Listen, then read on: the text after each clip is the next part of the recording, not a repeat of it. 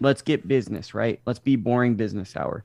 Where do the TV rights deals go for Cuban boxers? Where do they leverage that? Because that's who they're competing against when you're looking for a professional contract. Where's the TV's rights deal?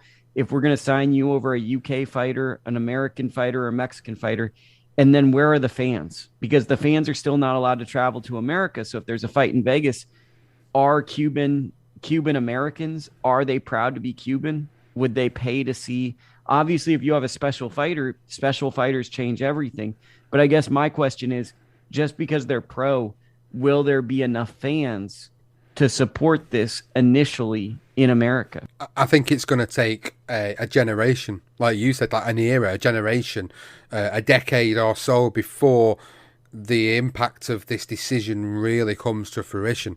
Because you've got to think of things have got to be set up now in a way where it can allow these TV rights to be distributed fairly, where shows can be promoted fairly, where things can start to get off the ground a little bit more. It's for Cuban boxing fans and for Cuban boxers who want to be professional.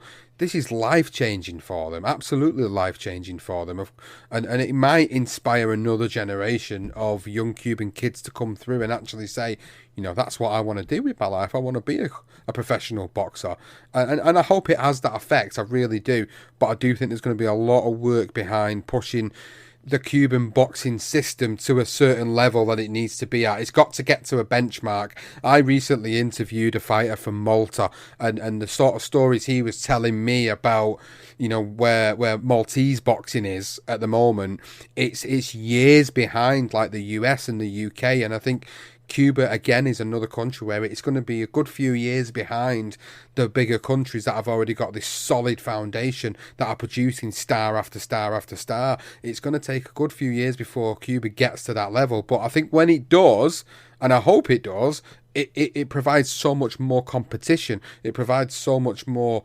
variety in the sport, and it brings the sport up with it as well. And I'm hoping it